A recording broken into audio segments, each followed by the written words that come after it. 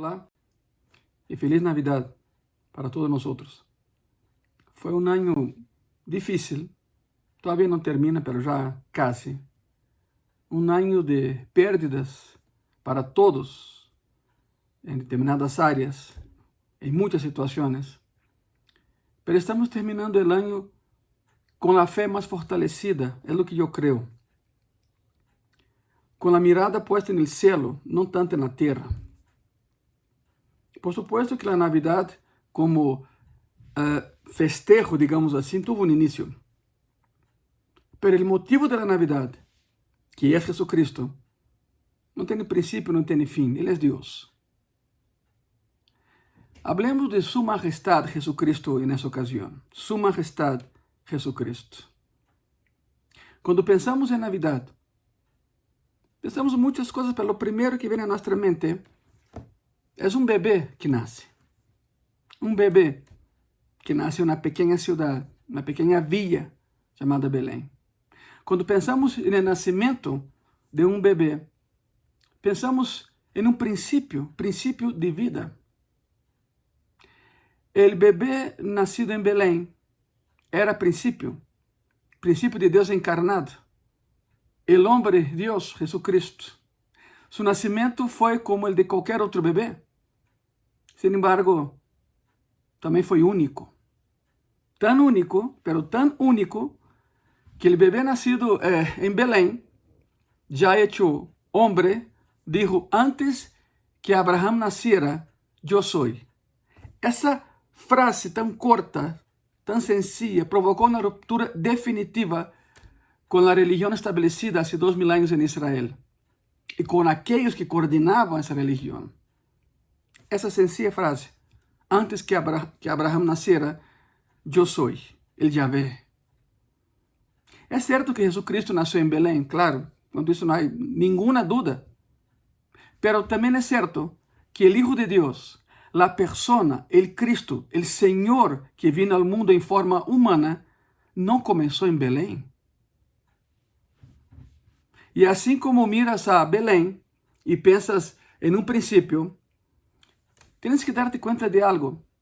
Tienes que darte cuenta de que mientras que ahí fue el comienzo de una vida, la vida que comenzó ahí fue la vida de quien no tuvo principio y no tendrá fin.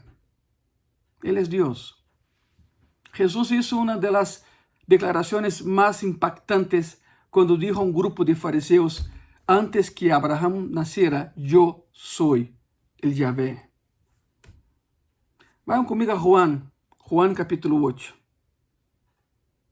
Ven eso por favor. Juan 8, versículo 51. De cierto os digo, que el que guarda mi palabra nunca verá muerte. El cristiano fue hecho para ser eterno. El cuerpo se debilita, se va, regresa al polvo, de ahí salimos de Adán polvo, por eso la tierra nos consume el cuerpo, ¿verdad? Pero el espíritu y el alma forman una amalgama espiritual y regresamos a quien nos dio el espíritu. Por lo tanto, en Cristo somos eternos. Pero, claro, hay un momento para disfrutar esa eternidad. De cierto os digo, que el que guarda mi palabra nunca verá muerte. El resultado de seguir a Jesucristo es la vida eterna, mi amigo y mi amiga. Es la vida eterna. Pedro lo dijo en Juan capítulo 6, versículo 68. Le respondió Simón Pedro, Señor, ¿a quién iremos? Tú tienes palabras de vida eterna. Solo tú tienes palabra de vida eterna. Juan 8, versículos 52 y 53. Entonces los judíos le dijeron, ahora conocemos que tienes demonio. Imagínense. Abraham murió y los profetas, y tú dices, el que guarda mi palabra nunca sufrirá muerte. ¿Eres tú acaso mayor que nuestro padre Abraham, el cual murió? Los profetas murieron. ¿Quién te haces a ti mismo? O sea, ¿quién te crees, no? En otras palabras. La afirmación de Jesús de que aquellos que le obedecen son salvos provocó en los fariseos una respuesta 100% humana a un hecho 100% espiritual. Los fariseos contestaron, ¿quién te crees? ¿Quién te crees? Tienes menos de 40 años y eres mayor que Abraham. Juan 8, versículos 54 y 55. Respondeu Jesús: si yo me glorifico a mí mismo, mi gloria nada es. Mi Padre es el que me glorifica, el que vosotros decís que es vuestro Dios. Tremendo, ¿no? Pero vosotros no le conocéis, mas yo le conozco. Y si dijere que no le conozco, sería mentiroso como vosotros. Pero le conozco y guardo su palabra. Un ataque directo de Cristo, teológicamente correcto y acertado. ¿Sabe por qué? Essas pessoas pensavam que conheciam a Deus. Tinham conhecimento de Deus, mas não conheciam al Deus do conhecimento. Amigo e amiga, e irmão em Cristo, Deus perdona a ignorância, mas não passa por alto a omissão. Significa, se eu não sei, não é pecado em mim, em termos de equivocar-me em alguma afirmação bíblica. Se eu nunca leio a Bíblia, verdade, permaneço ignorante, pero em momento em que se me predica a palavra e eu já sei a verdade e actuo como se não conhecesse a verdade, aí já não há perdão. A omissão é algo tremendo na vida do ser humano e mais na vida do cristiano. Por isso, sim, Deus perdona a ignorância, pero Deus não passa por alto a omissão. Jesus explica em 2 palavras o processo de salvação: conhecer a Jesucristo e obedecer-lhe. Conhecer e obedecer. Eles conheciam a Deus, mas não obedeciam a Deus. Eram hipócritas. A primeira afirmação é a parte de Deus. A segunda é a decisão do homem. Deus se revela. Cristo se ha revelado. Nos toca a nós decidir o que hacemos com essa revelação. Obedecer-lhe ou não. Juan capítulo 8, versículo 56. Abraham, vuestro padre, se gozou de que havia de ver mi dia, e lo viu, e se gozou. Outra pedrada nos fariseus. Significa, Abraham viu a semente de Isaac. Isaac, o hijo de la promesa. De Isaac nasceria o linaje, donde um dia nasceria o Messias. Isaac, o hijo de la promesa. Abraham viu a semente de Isaac como o princípio do cumprimento do pacto com Deus, cujo ponto máximo foi o nascimento de Jesucristo, a primeira Navidade, o Messias que nasceu, o Salvador que vino ao mundo. Pero com Isaac foi o linaje de Isaac. Por isso Abraham, o papá de Isaac, viu e se gozou. Quando Jesus disse que Abraham viu seu dia e estava gozoso, estava contento, os judeus se quedaram absolutamente surpreendidos, os fariseus quedaram impactados. O que significa Abraham viu? Eles sabiam que Abraham não podia ver o futuro. E assim, de maneira acertada, ou seja, acertadamente, concluíram que se Abraham viu, não é porque está vivo, não é porque vivia nessa época de Cristo, sino porque Jesus estava vivo na época de Abraham. E se Jesus estava vivo na época de Abraham, significa que Cristo é Deus. E então, em suas cabeças, os fariseus, começou a confusão. Aí habla de um dia. A que dia se referia a Cristo? Al dia em que a promessa hecha a Abraham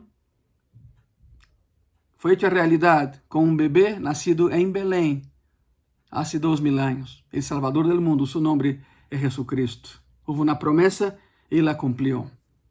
Por isso Isaac é o hijo de la promessa, de que um dia nasceria o Salvador, o Messias prometido, esperado e anelado. E quando nasceu, nadie lo quiso ver. Bueno, um grupo de pastores chegou, tempo depois os homens sábios, os magóis chegaram, pero Jerusalém está a 8 quilômetros ao norte de Belém. Era muito fácil para qualquer pessoa de Jerusalém caminhar, digamos assim, hasta Belém e ver se era certo. ¿Se acorda do que hablamos em Graça e Paz? Na série pré-navideña de Graça e Paz. Se estuviste nessa série pré-navideña, te diste conta de muitas coisas, verdade? E na igreja, no tempo de Graça e Paz. Uma delas é que seguramente a cidade de Jerusalém se comocionou, se turbou, porque chegaram os homens sábios com a notícia de que, com a pergunta, ¿dónde está o rei que nasceu? ¿Cómo? No, ha nacido un rey. Herodes se turbó, Jerusalén se turbó, o sea, toda la ciudad sabía que había llegado un grupo de personas del Oriente, eran miles y miles, no había cómo pasar desapercibidos. Y todos los del Oriente llegaron, se esparcieron por la ciudad a preguntar, ¿ha nacido un rey? ¿Dónde ha nacido el rey de ustedes? Por supuesto que conocían la Biblia, conoció la profecía de Miqueias 5:2, oh Belén Efrata, no es la más pequeña porque de ti nacerá el Salvador. Ellos sabían dónde nacería su rey. Llega un grupo de una otra nación, de una otra cultura, y les pregunta cara a cara, ¿dónde ha nacido tu rey? Por supuesto que uno espera que la multitud se congregara ahí en Jerusalén, diciendo, oye, esos que no son de aquí saben que el Mesías nació. ¿Por qué no vamos allá? Porque Miqueias profetizó que nacería en Belén. Está cerca de aquí. Vamos un fin de semana a Belén. Sería lo más lógico, ¿no? Pero no lo hicieron. Despreciaron al Mesías que nació. Ni siquiera tuvieron la intención de ir allá a corroborar la historia, a ver si era cierto o desmentir la historia de los hombres sabios que llegaron del Oriente. Ni siquiera fueron allá. Todos sabían dónde nacería. Todos sabían dónde iba a nacer. Por eso, Juan 8:57, entonces le dijeron los judíos, aún no tienes 50 años y has visto a Abraham. El número 50 está relacionado con la edad de la madurez para un judío. 50 años. No eres un hombre viejo, es en otras palabras, ¿no? No eres un hombre viejo, no eres aún maduro. ¿Cómo quieres que creamos que viste a Abraham que lleva muerto un montón de tiempo?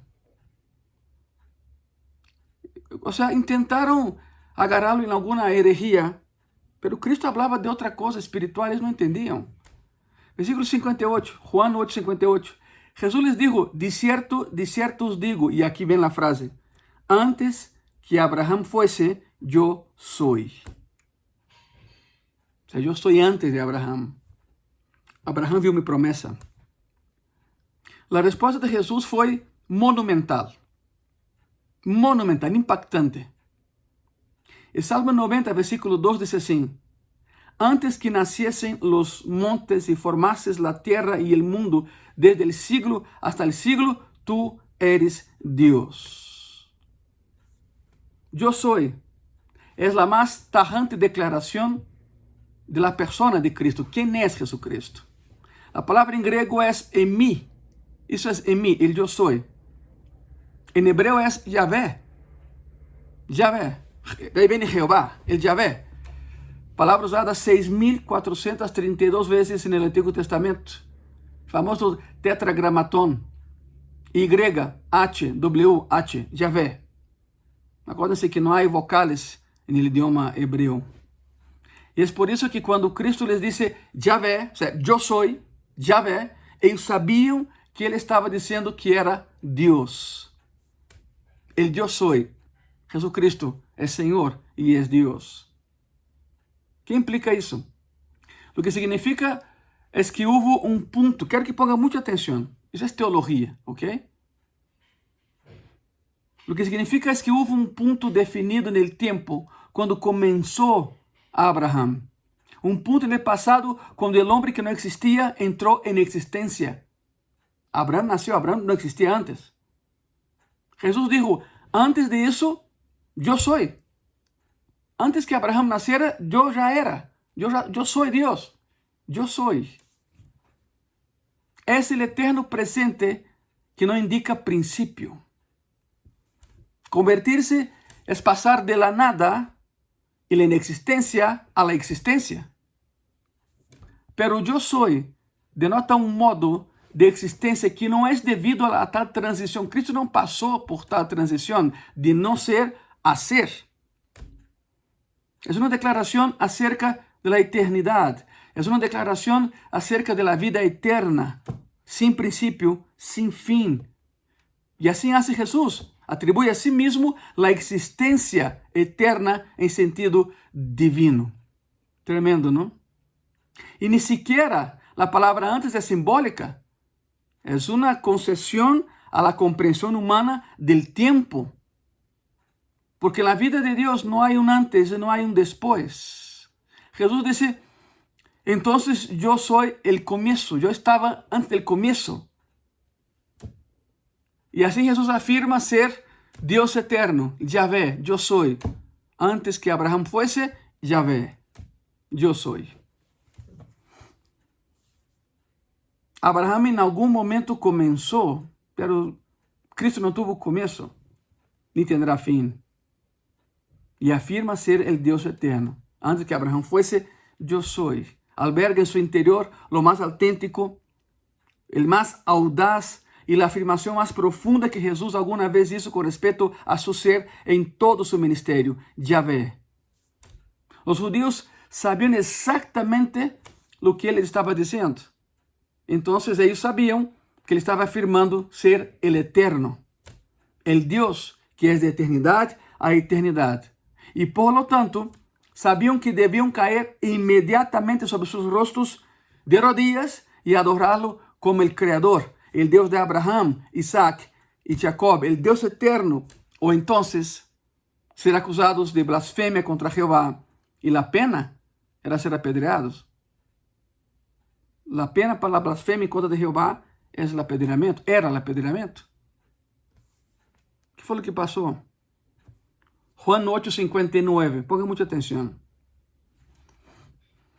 Tomaron entonces piedras para arrojárselas. ¿Te imaginas eso? Yo soy tu Dios. Y lo fueron a apedrear. Tomaron entonces piedras para arrojárselas, pero Jesús se escondió y salió del templo y atravesando por en medio de ellos se fue. Por supuesto que no se escondió, no se acobardó, simplemente no lo vieron más. Y él logró salir de ahí y nadie sabía dónde estaba. ¿De dónde sacaron las piedras? Muy sencillo. Jesús siempre enseñaba en frente al pórtico de Salomón. El pórtico de Salomón fue la única cosa que sobró de la construcción de los estábulos de Salomón. Único lugar del templo donde habían bancas, porque ahí se sentaban los cuidadores de los caballos para limpiar los caballos. Y ahí Jesús predicaba, en ese lugar, frente al pórtico de Salomón. El templo de Salomón, el templo de Jerusalén, perdón, todavía estaba en construcción. Cuando Cristo predicó ahí, todavía no estaba concluido. Y por supuesto había muchas piedras por todos lados, estaba en construcción todavía. Fácil para ellos encontrar piedras para arrojárselas. A la vez de decirles quién era, Jesucristo los obliga, entre comillas, los obliga a tomar una de dos decisiones. Ponga atención, porque puede ser tu caso, mi amigo y mi amiga que me estás viendo hoy. Dos decisiones, una de dos. La primera, o bajar la cabeza, hincarse y adorarlo como Dios, o negar la evidencia presentada de su divinidad y adorar a ellos mismos en lugar de Dios. ¿Sabe por qué?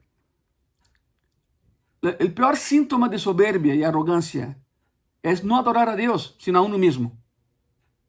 Uno que ignora a Dios es un soberbio y se adora a sí mismo, es un narcisista que se ama a sí mismo. Cristo declara, yo soy Yahvé, yo soy tu Dios, adórame. No, te vamos a apedrear. Decisión equivocada, muy equivocada. Acuérdense, Dios perdona la ignorancia, pero no la omisión. No eran ignorantes, ellos sabían quién era Él. O bajas la cabeza, te hincas y adoras a Cristo, o lo apedreas. Ellos tomaron la increíble e insensata decisión de no adorarlo, sino apedrearlo bajo la acusación de blasfemia, siendo que los blasfemos eran ellos. Eran ellos. Es la antigua costumbre del hombre de culpar a Dios, sabiendo que la culpa es de uno mismo. El ser humano siempre lo hace, ¿no? Culpa a Dios o culpa a otra persona, pero no a uno mismo. Mi amigo y mi amiga, la pregunta de esa ocasión es esa. ¿Cómo responderás a Cristo en esa Navidad? Mañana es 24, el 25 está muy cerca, pero la pregunta te lo hago hoy. Antevíspera de la Navidad. ¿Cómo responderás a Cristo en esa Navidad? Há duas maneiras, tens que escolher uma de duas. Os fariseus, já vimos, escolheram a equivocada. Tu, qual vas a escolher? Podes lançar-lhe pedras e chamar-lhe blasfemo, ou podes hincarte e adorar a Cristo, o bebê nascido em Belém, que cresceu, claro, biologicamente se hizo homem, pero el que nasceu em Belém não teve princípio e não terá fim. Ele é Deus. Podes lançar-lhe pedras, chamá-lo blasfêmio, ou podes adorá-lo como Deus. O Deus que salva a seu povo de seus pecados, por isso nasceu. Esse é o propósito de la Navidad, salvar-nos. Jesucristo é la Navidad e é o regalo de la Navidad. Pero tú decides que harás com Cristo nessa Navidad. Eu te invito a que passes uma Navidad diferente nesse ano. De hecho, déjame hacer la oração por ti. E se nessa ocasião queres de verdade passar uma Navidad diferente, acepta a Jesus em tu coração. Porque uma Navidad sem Cristo não é Navidad. Pode haver fiesta, pero não há alegria. Há uma pseudo-alegria que termina o dia 26. Pero uno que tem a Cristo sabe que é Navidad todos os dias. A pergunta é, ¿queres ter Navidad todos os dias em tu vida? Pues acepta a Cristo hoje em tu coração. Ele é o motivo da Navidad. Ele é a Navidad. E lo deixam a um lado. Chega essas festas, essa época do ano, e lo deixam a um lado. Adoram a todos, menos a Ele. ¿Por que não passas uma Navidad diferente nessa ocasião? Eu te invito. Para isso, tens que fazer uma oração comigo, uma oração muito sencilla. Se estás disposto a cambiar tu vida, se estás disposto a permitir que Cristo cambie tu vida, se estás disposto a passar uma Navidad diferente esse ano, llena de alegria e de gozo, apesar da carência, pois é muito sencillo. Cierra tus ojos e repita essa oração comigo, pero com todo tu coração, não só de lábios, não, com todo tu coração. Repite comigo. Senhor Jesus, e neste dia, abro meu coração e te acepto como mi Senhor e mi Salvador. Senhor Jesus, ven a mi coração e cambia mi vida. Porque neste dia, Senhor Jesucristo, eu te recibo, eu te acepto como mi único Senhor e mi único Salvador. Perdona mis pecados e perdona mis falhas. Amém. Amém. Te felicito. Se acabas de fazer a oração comigo de todo tu coração, a Bíblia diz que um ángel acaba de escrever tu nome no livro de vida que há em los cielos. Felicidades se lo has hecho de todo tu coração. Por supuesto que o mensaje navideño sigue. Te espero mañana em Graça e Paz, dia 24 de dezembro, a las 7 de la noche para nuestro mega culto de Navidad. Será uma festa e vamos a rendir honores al que cumple años, porque Jesucristo vive, ¿verdad? Ele vive. Celebramos su nascimento, pero também su cumpleaños, humanamente hablando, porque lo acabamos de ver. Ele é Deus. Não tuvo princípio ni tendrá fim. Celebremos a Navidad mañana em Graça e Paz, a las 7 de la noche. Que Deus te bendiga.